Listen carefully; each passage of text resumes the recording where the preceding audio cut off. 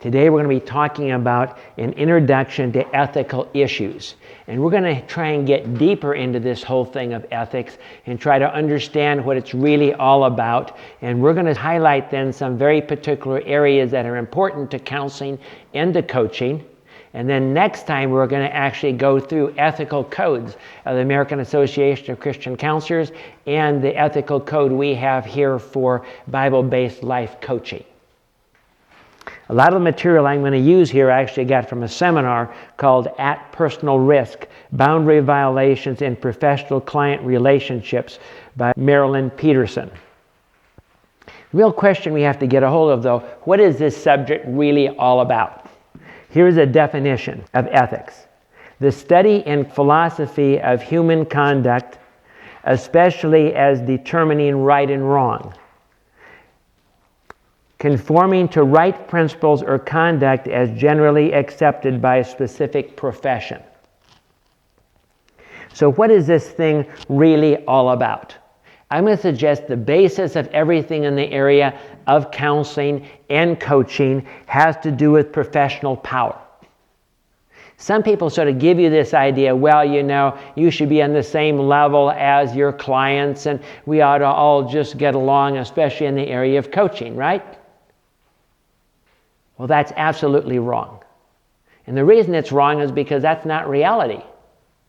You can't be on the same level because they don't have enough information to be on the same level that you're at. You have power in your professional position whether you want it or not. And you can't really get rid of it. In fact, when you get rid of it is one of the first signs that you're now involved in possibly an ethical violation. First, what's the basis? Well, first, there's the client's need. Why did they come to you? They're the ones that looked you up because they have a particular need. So who's the most powerful in that relationship automatically? You are. Lack of resolution and relief. They didn't come to you because they have the answers. They come to you because they don't have the answers. Inability to care for themselves. They really wouldn't have come to you if they could have taken care of themselves. This is especially true in the area of counseling. And finally, they're in unfamiliar territory. Most people that come to you have no idea what a counselor does, no idea what a Bible-based life coach does, and you could do about anything and get away with it, and they wouldn't know if they haven't ever gone to counseling before. So therefore, the client is vulnerable. Many times they can be vulnerable because of a difference in gender, educational level. They're looking at, oh, he's got a bachelor's degree, he's got a master's degree, he's got a PhD. That means they know something that I don't know, and I've got to listen. Socioeconomic level. Many times counselors are at a higher socioeconomic level than the people that they counsel. Age, race, gender. All of those things, normally you are in the superior position and they're in the inferior position. They're usually younger than you are. There could be a race situation there. And of course, in gender, position. They normally don't have a position, and you do. Client, again, is an unknown territory. They're a dependent consumer. The client cannot evaluate your competence. They don't have that degree. They don't know whether you're doing a good job or you're doing a bad job, or you don't know what you're supposed to be doing or not. Think about this the same as when you go to a doctor. So when you go to that doctor, you go because you got something wrong with you and you don't know what the answer is and you don't know what the medications are and you don't know what's supposed to be done, and you to a certain degree have to go along with what the doctor says. You can get a second opinion, but that's all you can do. Choices are influenced by the need and the time. You don't necessarily have all year to solve this particular problem. The client cannot negotiate rights without enough information. This is not something you negotiate. When that client walks in, you have things set up. You do it in a certain way. Here, fill out this paperwork. Here, do this. Now you come into my office and you sit here. I tell you how long the session is going to be, and I pretty much run the entire session, don't I? So who is really in charge of this relationship and who really has power in this relationship, whether we want it or not? It's the counselor or the life coach that has all the power. So therefore, what is the counselor's obligation? That we use our greater power in the relationship not for our own ends, but to protect the client's greater vulnerability in the relationship. That's what ethics is all about. Because I have more power, I have the responsibility to make sure that power is used to the benefit of the client and not for my own benefit. Boundaries in the counseling relationship. Boundaries are the limits that allow for safe connection based on the client's needs. When these limits are altered, what is allowed in the relationship becomes ambiguous. Such ambiguity is experienced as an intrusion into the sphere of safety. The pain from a violation is frequently delayed, and the violation may not be recognized or felt until the harmful consequences emerge. That's the problem. If you don't understand this, you're going to do things you don't even know you're doing something, and it turns out that you damage the client or you make the client feel unsafe. You weren't intending that to happen, but it happens. And these things creep up on you. You're just going along doing your counseling, doing your coaching, and so on, and you don't notice this little thing over here, and pretty soon it can destroy the entire relationship. So let's look at some of the practical violations of the client. The first one, and anytime this happens, a big red flag better come up to you. Denial of power or denial of impact. As soon as you believe you don't have power in this relationship, or you believe you're not impacting that client, you're already on the slippery slide, going downhill into an ethical violation. Why do people try to deny power? And it's especially true of life coaching, because I'm just your friend, I'm just to help you along.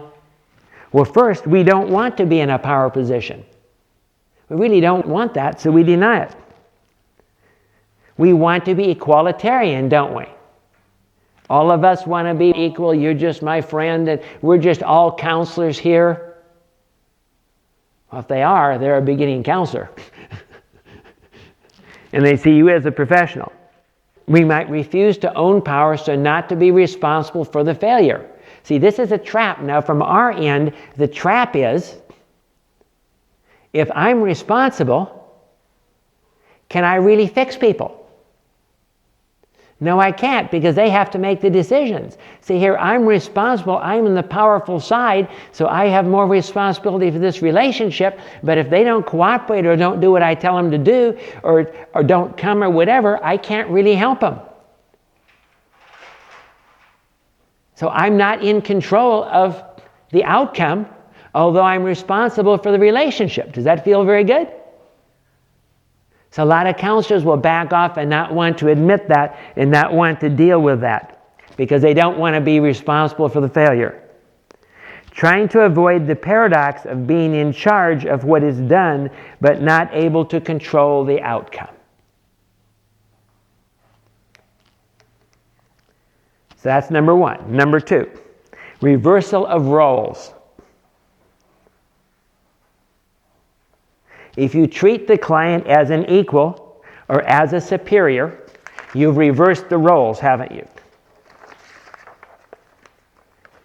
Can you see how tempting it can be of you saying, I know you're not making any progress. The reason you're not making any progress, it's your fault. Do you see what you're doing? Or for that matter, you don't sort of like the way I'm handling this counseling session. Why don't you take over?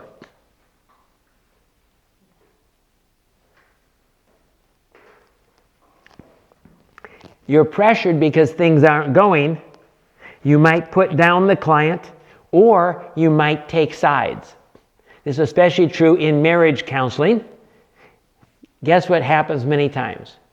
The person of the opposite gender that you are tends to think you've taken the side of their mate. You men, you all think alike.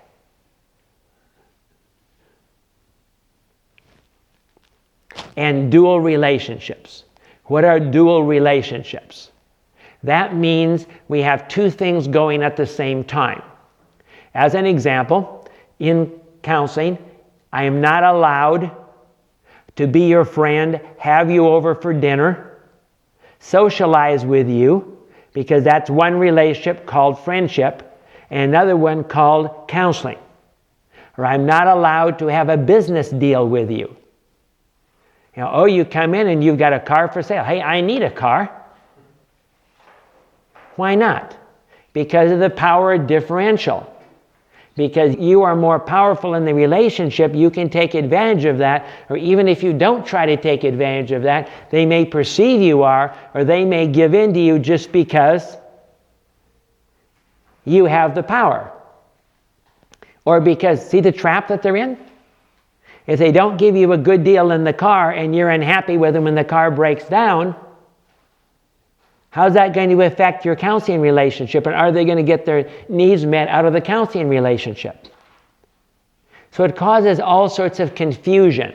That's why almost all ethical codes say something about dual relationships. And we're going to find out when we look at the AACC ethical code that it is not as strong on that. Why? In churches, do we have problems with dual relationships? See, think of this. Let's just say you're my client, you're also my student, and I was also one of your pastors. How many relationships are we dealing with automatically? So we have to sort those things out and make sure that violations don't occur in those particular areas, and we have to be especially careful in churches because you can't exactly avoid everybody else. You know, if you never counseled anyone in the church that you knew, would you be counseling anyone? No, the more you're at the church, the more you get to know the people of the church, the more you would be unqualified to counsel them. But you still have to be careful about all that. The next one is called secrets. And this is another one of the traps. And they can be organized around your professional needs.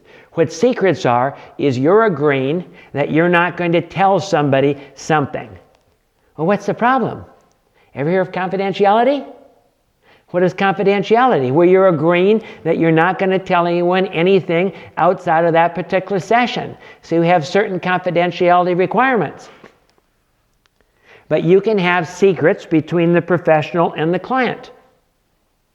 You can have secrets between the professional and the outside world. You know, I know some things about this person who came in, and the person doesn't really know that I know these things about them. Or between the client and the outside world. The client can have secrets. They know things about their life that they haven't told me. And because I don't know those things, I really don't know how to counsel them correctly, and I really can't take those things into account. Let's say the secret is they have now had 5 affairs, and they tell me that they really don't have any problems.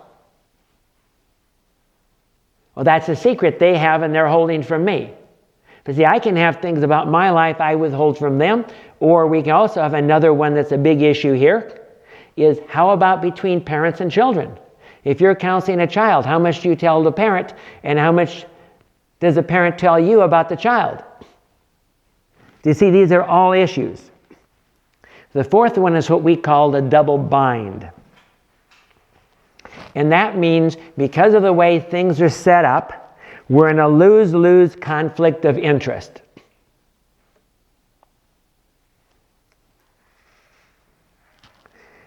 If we don't deal with this subject,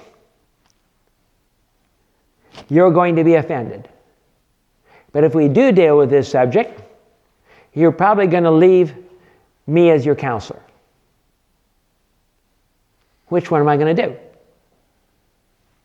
But I really need to do it because you need the help. If I stay, the situation will be jeopardized, but if not, you won't get help. See, the idea, based on the way things are set up, it can be set up so we lose both ways. That's what's called the double bind. And we're going to look at some of those examples and see how they sort of stack up and work out. Professional ethics. This is a huge trap. How many of you ever heard of Terrace Off? Well, Terrace Off is a well-known case that you need to understand if you are a counselor. And in this particular case, it happened at the University of Los Angeles in California. And there was a young lady, and her last name was Terrace Off. And she was from, I believe, South America. And she had a boyfriend, and this boyfriend was in counseling with one of the counselors. I believe it was a clinical psychologist at the University of Los Angeles. And from the counseling, this man, who I believe was from India or some foreign country like that, had been dropped by this girl, and that was a huge offense in his culture. And the counselor believed that he would kill her. So the counselor did what he's supposed to do according to ethics. He took the person and took them to the UCLA security police. Said, I believe he's going to kill his girlfriend. You need to deal with this. Well, they weren't sure. So they took him to another psychologist. And that psychologist didn't really believe that this was going to happen. So they released him. And he killed the girlfriend. And they sued UCLA. They sued the first counselor because they didn't warn the victim. They sued the second counselor because they released him. They sued UCLA and the security police for the release. And the Terrace Off case came down to this. This is what the judge said. Counselors have a requirement to prevent suicide, homicide, child and elder abuse. And they also have a requirement, which is duty to warn. If you know that somebody is going to hurt somebody else, you have to warn the victim. And that's what Terrace Off is all about. Now, what's the problem with that? Well, research says that your odds of actually predicting suicide and preventing it is about 10%. So what are you going to do? This is a professionally ethical dilemma that every counselor has. Because you're now required by a law to do certain things you really can't judge that well, and research says you really can't do that well. So what's your dilemma? Well, the dilemma is, am I going to protect myself? Or am I going to take into account what's in the best interest of my client? And that's a huge professional dilemma, because what do a lot of counselors do? They simply won't take cases that have those kind of problems, because that way they can't be sued. Or if somebody comes in and they even say suicide, rather than really judge the case and determine whether it's very valid or not, I'll just take anyone that says suicide to the emergency room, because in the emergency room now the doctor becomes responsible, and I can wash my hands and walk out the door and I'm okay. You see the danger? The danger is, instead of worrying about my client and what's best for my client, I'm going to be concerned about me and taking care of me to make sure I don't get sued. And that's a real difficult thing to sort out among counselors, because the tendency is to highlight those high-profile cases and to either avoid them or to pass them on to somebody else, because you don't want to take the chance that maybe they won't work out like you wish they work. Then we have the regulatory function. We can make that primary. That, well, the Code of Ethics says that I can't have a dual relationship. So though there's no real ethical violation here, I'm going to drop this client because I know them, happen to meet them on the street and say hello once. There's some actually counseling organizations that they're so strong on dual relationships that they won't even say hello to you if they see you in the store if you're their counselor. Because again, they're trying to avoid any possibility that anything could go wrong here.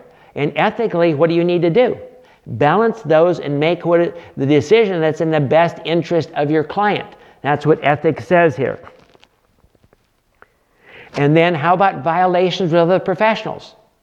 If you're working with somebody and you recognize they have done an ethical violation, do you want to report them to the board? And maybe their license will be taken away? A lot easier what? Just not to say anything, right? See, we have all of these things that are going on that we have to sort out and determine to what degree I'm going to take care of me or what degree I'm going to have my client as primary in my life. Liability is a huge issue. Unfair business practices, unfair advertising, all of those things are ethical issues. And then finally, legally, the whole area of confidentiality and privileged communication. What's the difference between those two? Confidentiality means that I will do my best not to reveal information. Privileged communication means that in a court of law, I have a right not to disclose certain information, and if I do, I am violating the law. In this particular state, if you're licensed by the state, you have privileged communication. If you are not licensed by the state, you do not have privileged communication. Which means if you're a Christian counselor, they can take you into court and they can make you say whatever they said in that counseling session or anything else as part of a court case. If you're licensed by the state, they can't do that. There was a recent case where a person disclosed to their counselor that they had committed a crime. And they were brought in the court case. And it turned out that counselor was not licensed by the state yet by about a couple weeks. And therefore the counselor had to tell the court as part of that case what the client had said in that session, because he did not have privileged communication, because he did not have a license with the state. And you as a Christian counselor are not going to be licensed by the state unless you go and get that license, and so you are not going to have privileged communication. And you probably need to make that clear to your clients, right?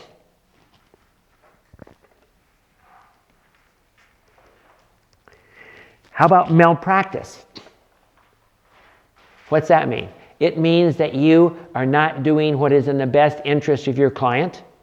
Many times this is because you didn't have the training in that area, or it's because you did something that they can show was against the best interest of that client. Most of the time that's outside of your competence. You're doing something that you really don't have training in. And then you have abandonment. In the counseling area, if you have a client and you basically just say, I'm sorry, I can't see you anymore, and you don't give them a referral to somebody else, that's considered abandonment. And if a person is really hurting bad enough, that abandonment can have a significant effect on them. And that's also considered an ethical violation. So, how are we going to analyze this stuff? Here are some questions you need to ask yourself, and I'd write these 5 questions down because they're important in analyzing ethical violations. First, what are the professional's needs? Because are we supposed to be fulfilling the professional's needs as our primary thing? No. What secrets have been created?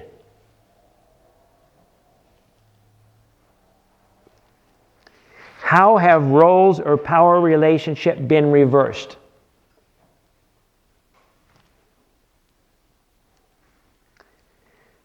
How is the client in a double bind?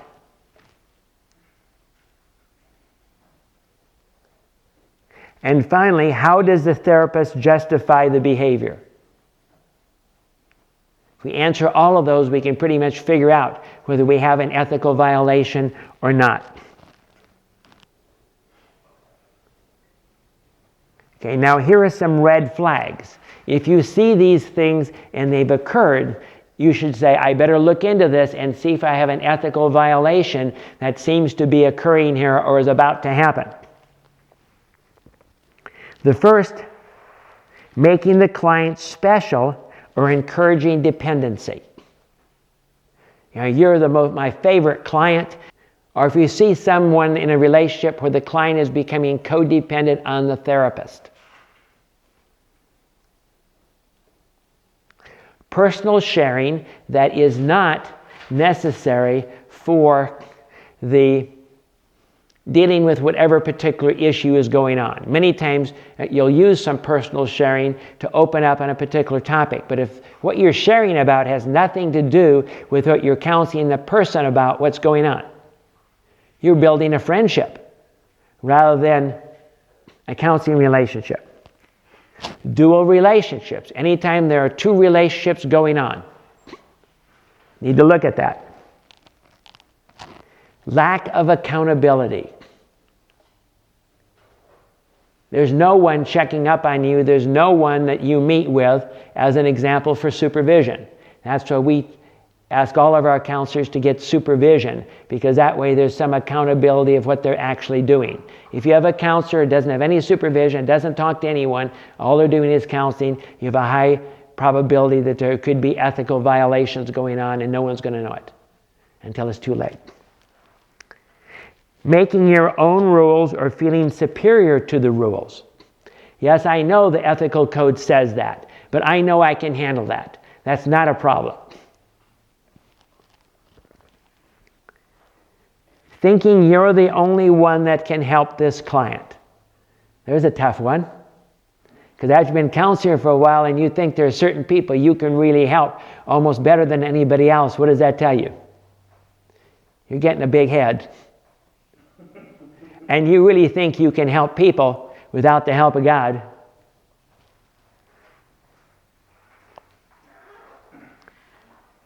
Lack of definition of your job. If it's not very clear of what areas you're trained in, what areas you work in, and what areas you don't.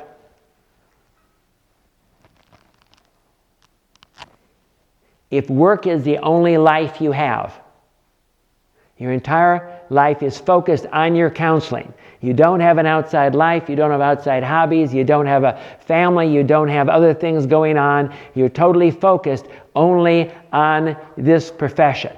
And your profession is your entire life. Placing ideology or counseling theory before the client's needs. Knocking square pegs into round holes.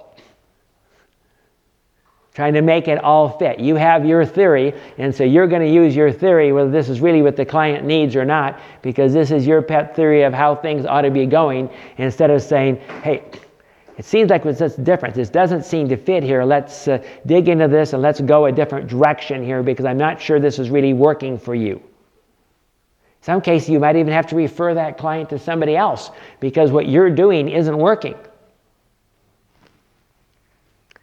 Promising the client loyalty or availability.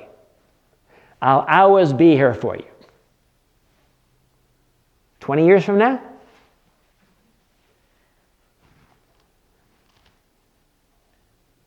I'll always be on your side. Even if they kill somebody?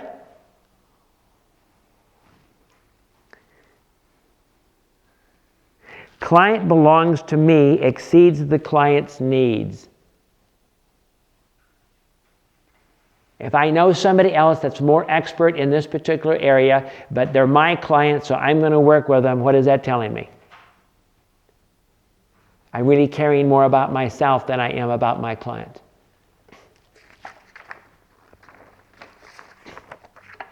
You think you know best.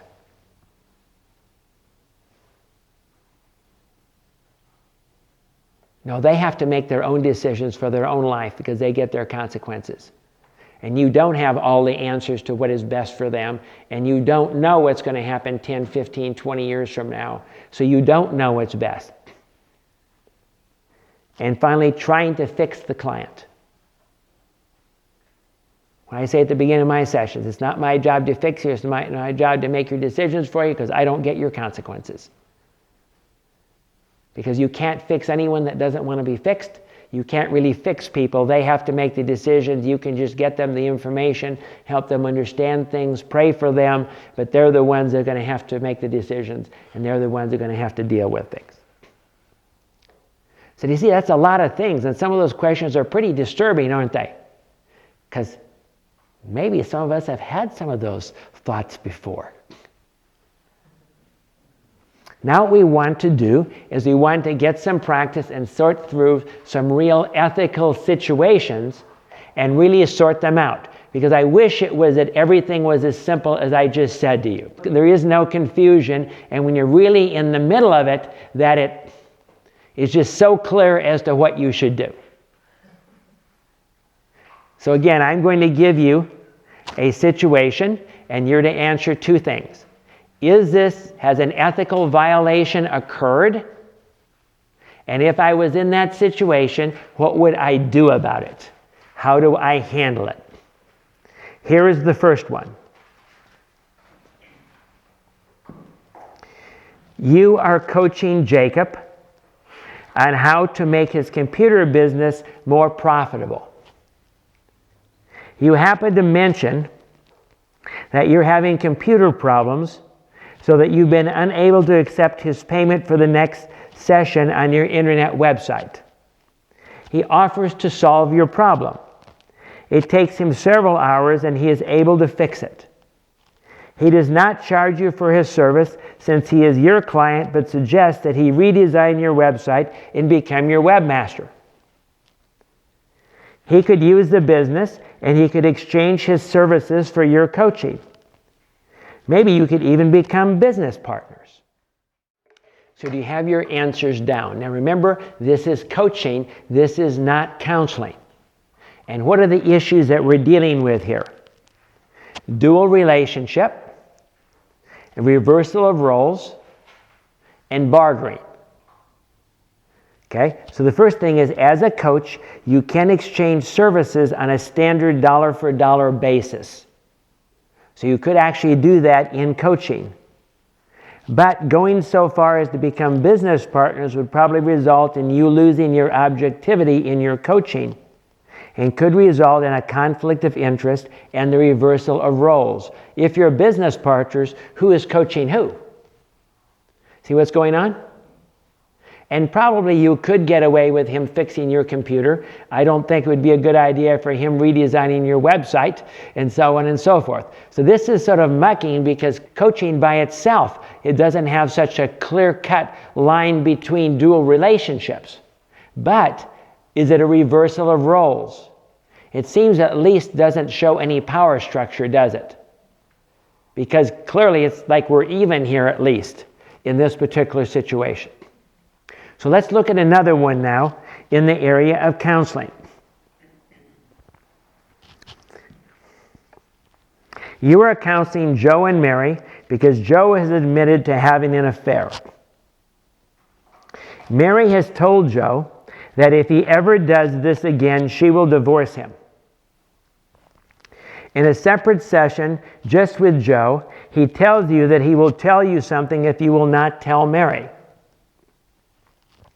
You explain that your session with him is confidential unless he gives you a release of information. He tells you that he has had another affair, and he does not want you to tell his wife, or the marriage you've been working on to save for so long will be over. Has an ethical violation occurred, and what would you do? Hopefully you had some time now to think about this. I would suggest that you do talk to other people. One of the things you do when you're struggling with ethical violation, take it to your supervisor, talk about it in supervision, talk to other people to sort of sort this thing out, to make sure your point of view is not just prejudice or off the wall or some wrong direction. So what do we have going on here? Do we have an ethical violation? At this point, we don't. Because you didn't tell them that you were going to keep this secret. So you never want to do that. Where somebody says, if I tell you something, will you never tell anyone? Because that now puts you in a double bind. It is true what you said in this situation, that you can't release that information unless they give you a release of information. But if you're a Christian counselor, you don't have privileged communication, you might have to reveal that in a court of law. And if you promised the person you weren't going to say anything, what are you going to do then? So it puts you in a double bind here. And the double bind is that the wife has said, if she has this information, she's going to divorce him. It's all over. And you have the information. So what can you do? How do you handle it? In situations like that, what we usually try and do is say, look, I know that you're afraid your wife's going to divorce you right now, but at some point you're going to have to let her know. And we can maybe work on things for a while and pick a right timing to do that. But to keep this buried and to have your marriage go on for many years and you trying to take this to your grave because you're afraid you're going to get divorced is probably not the best thing for your marriage. And so we're going to have to deal with this at some particular point. So to see that, let's look at another one. You are counseling a borderline personality client that happens to be Native American. She is making wonderful progress, so one day she comes in and gives you a wonderful handmade blanket worth at least $300. You understand that in her culture, not to accept the blanket would be the worst kind of rejection, and it might lead directly to a feeling abandoned and a severe relapse. What are you going to do? The problem here is that you're not allowed to accept a gift yourself for more than a nominal value. If they bring you something like candy or something like that, that's okay, or a card or something, $5-10 or something like that probably is okay. But something worth $300 would be a problem. But there is a way around this.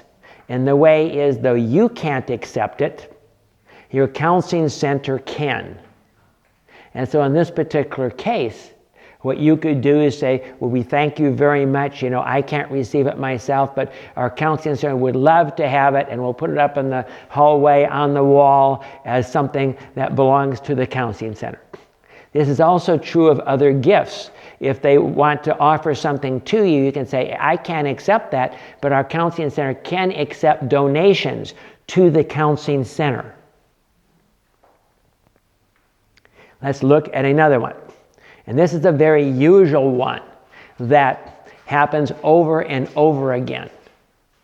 And that is, you have a client that comes in, and this client, let's say it's a young man, and he says, I need to tell you that I've been having sex with this girl that is 15 years old. Now, what's the problem? The problem is that's reportable as child abuse if he's over 18, maybe even over 16. But if you report him, this is going to be a huge disaster for the family, and he could go to prison for many, many years. Even though it's consensual sex, it would still be considered rape. And he could end up on the sexual perpetrators list for the rest of his life.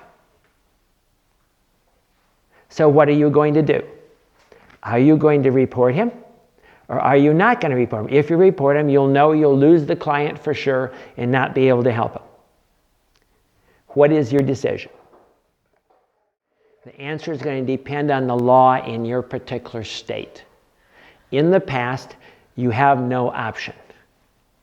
You have the information. You have to report the information.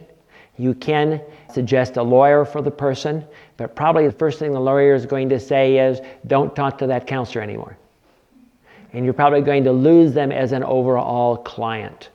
That's just the way it is. The law in Kansas, though, has been changed recently that you only have to report if you feel that damage has been done by the relationship, which allows you to look at it. In this particular case that I was referring to, the situation was that this was a girl that was pretty much sleeping with anybody and everybody.